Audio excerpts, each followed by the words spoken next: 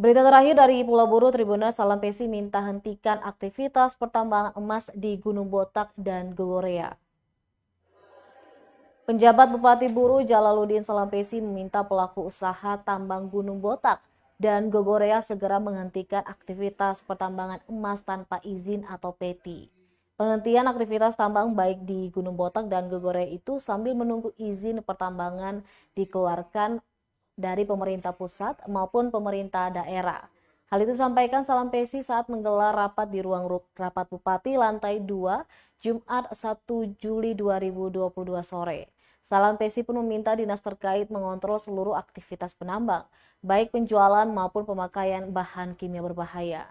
Menanggapi hal itu, Sekretaris Daerah Kabupaten Buru Ilyas Hamid menyatakan bakal digelar penertiban aktivitas di kawasan tersebut. Sementara itu, para pelaku usaha tambang berharap pemerintah daerah Kabupaten Buru membuat izin pertambangan sehingga masyarakat bisa bebas menambang.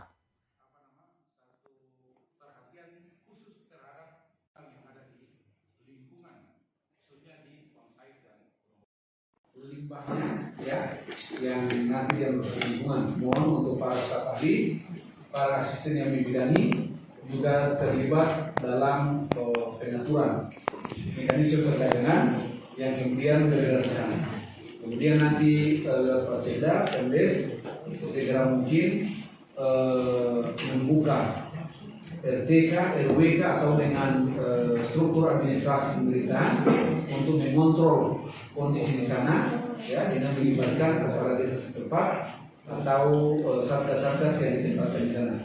Lalu kita kerjasama dengan teman-teman kepolisian, teman-teman dari Koremnya, Kodimnya, dengan Kodim, kemudian kejaksaan, lalu instansi terkait lain untuk mengontrol segala aktivitas kita sehingga yang menjadi tuntutan untuk menjaga lingkungan dan pengelolaan yang berkelanjutan itu bisa dilakukan.